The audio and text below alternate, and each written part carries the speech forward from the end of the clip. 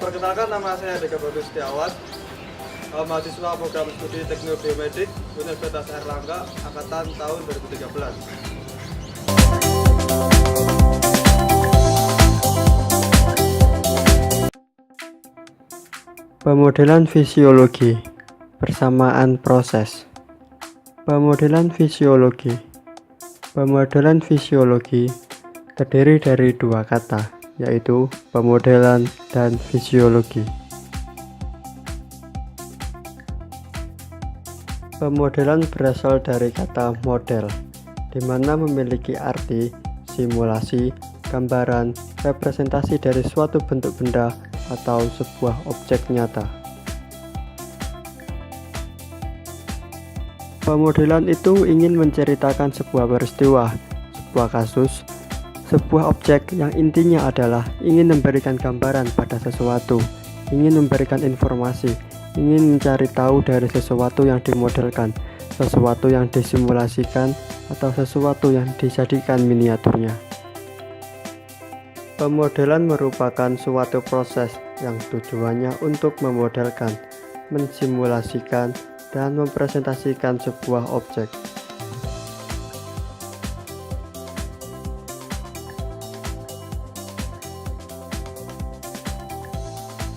Fisiologi. Fisiologi merupakan cabang dari ilmu biologi yang mempelajari tentang fungsi atau kerja dari alat-alat tubuh manusia. Ketika berbicara pemodelan fisiologi, berarti kita akan berbicara bagaimana dinamika, model, dan simulasi dari fisiologi yang dikhususkan pada organ makhluk hidup.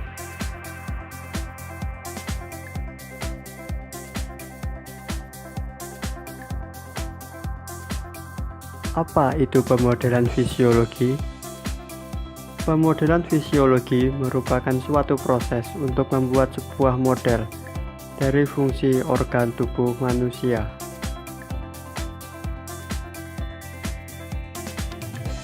Ini adalah salah satu contoh dari pemodelan fisiologi.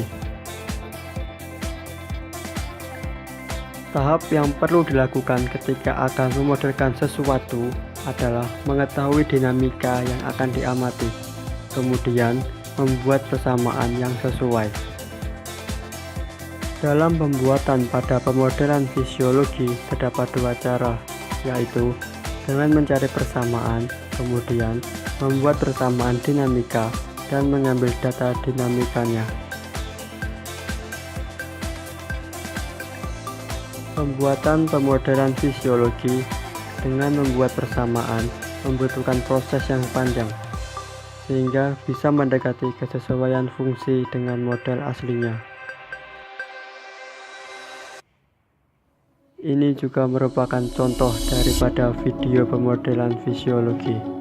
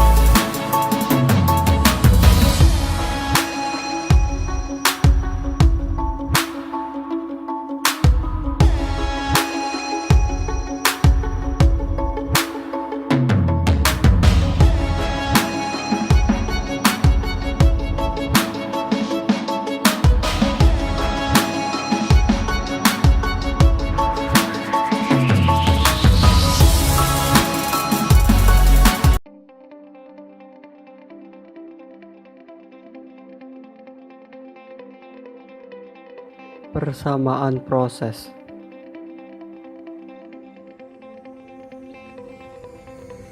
Dalam pembahasan yang sebelumnya telah kita ketahui bahwa dalam sebuah dinamika sistem, maka kita akan mencoba membuat sebuah persamaan analitiknya.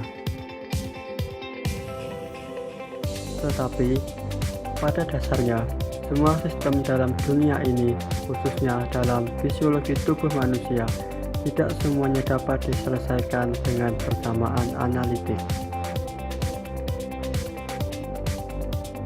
Ada beberapa bagian dari dinamika tubuh manusia yang tidak memiliki persamaan.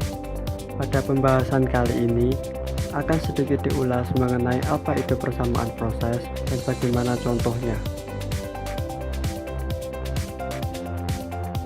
Sebelum membahas lebih detail lagi mengenai persamaan proses, terlebih dahulu akan kita bahas mengenai sebuah sistem. Dari sebuah sistem diperoleh sebuah data yang dapat diperoleh dengan pendekatan dengan menggunakan regresi, interpolasi, atau ekstrapolasi. Ekstrapolasi merupakan proses untuk memprediksi kejadian selanjutnya berdasarkan asumsi yang telah ada. Sementara interpolasi adalah prediksi di antara dua titik data yang telah ada.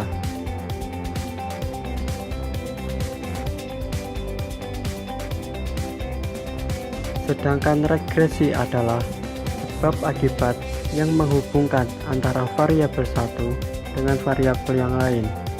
Jika yang digunakan adalah metode persamaan, maka masih sering terjadi ketidaktepatan dengan model aslinya.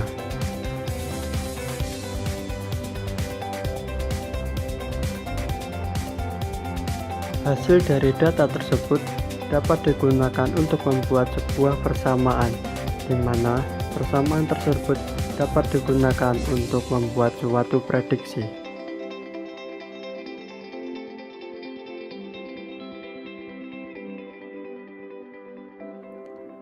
Seperti yang telah dibahas pada pembahasan yang sebelumnya, bahwa dalam memodelkan sesuatu, khususnya dinamika fisiologi tubuh manusia, maka dibutuhkan suatu persamaan sehingga dapat memodelkan dengan mendekati kondisi atau keadaan yang sebenarnya.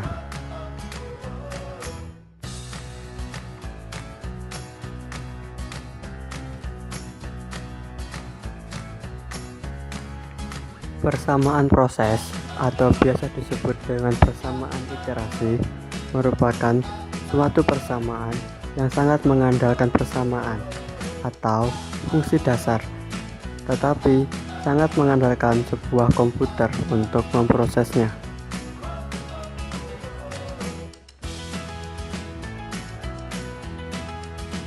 Hampir semua game yang ada menggunakan persamaan proses. Seperti contoh pada game biliar.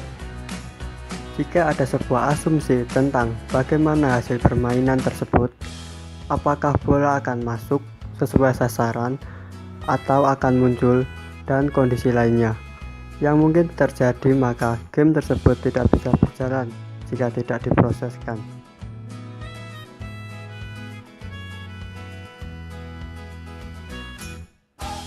Ini adalah game biliar di mana yang menggunakan persamaan proses.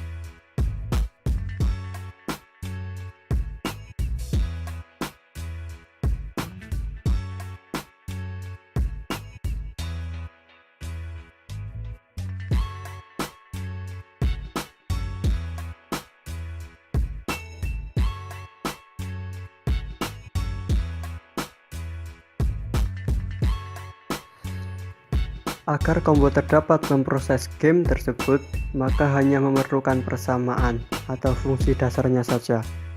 Selebihnya, membiarkan komputer itu sendiri yang akan memprosesnya. Salah satunya dengan menggunakan perintah if then else untuk memprosesnya.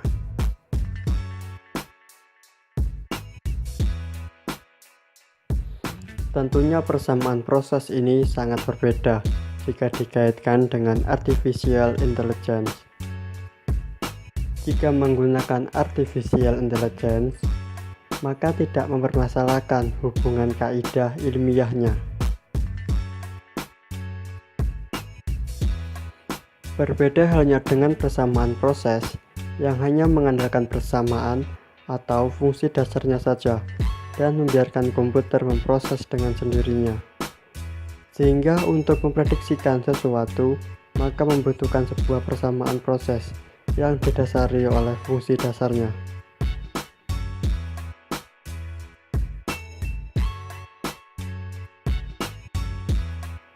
Dengan menggunakan persamaan-persamaan dasar yang ada, kemudian diproses dengan menggunakan komputer, maka kita dapat membuat prediksi dari sesuatu hal. Tetapi, ada beberapa kasus yang tidak bisa diselesaikan dengan menggunakan sebuah persamaan, maka salah satu cara yang dapat digunakan yaitu dengan sistem non-linear. Jadi pada intinya persamaan proses merupakan persamaan yang menggunakan persamaan atau fungsi dasar yang selanjutnya akan diproses oleh sebuah komputer sehingga dapat dibuat suatu prediksi.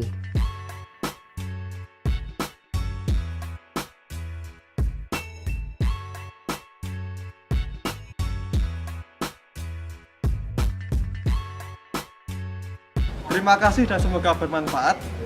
Sekian, wassalamualaikum warahmatullahi wabarakatuh dan sampai jumpa.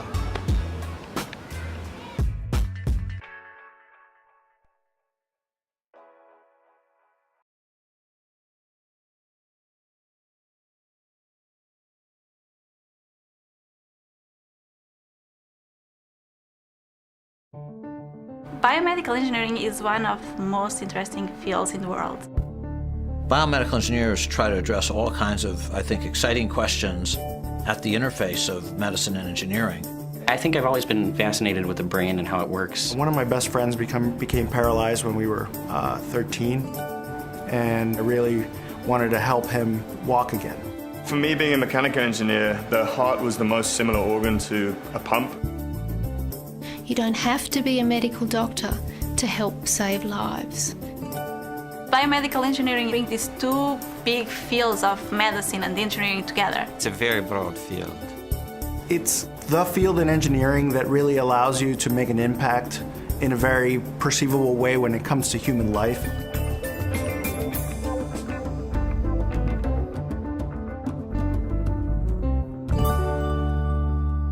Imagine a neurologist 30 years ago without imaging. Their options were very limited. And that's a remarkable example of how engineering can impact medicine very dramatically. We can think, we can feel, we understand, we interact with others. But on the other hand, we know very little about how brain works. In the field of neuroengineering, we focus on non-invasive brain-computer interface. We put electric sensor on the scalp, and this sensor can pick up extremely weak electrical signal generated by the neurons. We're able to pick up voltage differences in different areas of the scalp. So when a subject imagines using an arm or a leg, it actually activates the motor cortex in much the same way it would activate if they were actually doing that thing in real life. And then we decode the signal to try to find out what the subject is thinking or intend to do, and then use that signal to control a device. The promise of research like this is to allow for paralyzed individuals to interact and to communicate again with the outside world. We do research in the area of wireless sensors and robotics for rehabilitation. Unfortunately, about 50% of the people that you do any sort of rehab with don't get better. And we really don't understand why. A major question that we're trying to address is whether through the interaction with a robot, a person can actually learn motor tasks. That's essential in stroke survivors, in traumatic brain injury survivors. The Lokomat is a robotic exoskeleton for robotic gait training. Make you walk a little bit faster now, okay? Manual gait training, as was usually done, was really strenuous on therapists, where they had to independently move the person's legs through the standard walking pattern. I want you to think about pulling your knee up nice and high, like you're taking a big giant step. We've formed a collaboration with the company that develops the Lokomat, and so we're actually able to tap in using our own software and change the way that the robot works. The motion analysis laboratory was established to perform clinical evaluations, mostly in children with cerebral palsy. Oh, because you guys actually... We have 8 infrared cameras that go around the room and they point in the central walkway. The cameras emit the light that gets reflected from the markers, and the computer can pick up the movement of the markers. The green lines show the different bony segments, while the yellow line represents the force that is exerted during gait. It's something that will help the doctors in seeing how the outcome of surgeries or intervention lasts through the time. A lot of times when they come in, they want to impress the clinician, so they tend to walk better than what they would do when they're at home. The shoe that we have developed has sensors that are embedded in the sole of the shoe itself. Once they put the shoe on, it's like wearing a normal sneaker. You can have monitoring that is less obtrusive, and it's conducted in their home environment, so we can actually collect more data and have a better insight on how the disease progresses. Wearable technology has become possible over the past 10 years because of major developments that allow us to integrate sensors into garments. We have the potential that if you can wear some form of a monitoring device, that your vitals can be monitored on a more regular basis, and we can send that information through a cloud environment before you need to go into an emergency department because you're very unwell. My father is actually an amputee, and when I was young I promised him I'd make him an arm one day. An amputee can live their life pretty normally with a prosthetic, but the idea that you can just take it to that next level, that's important to me. One way to do it that we've developed is you could take a plastic scaffold, a polymer scaffold,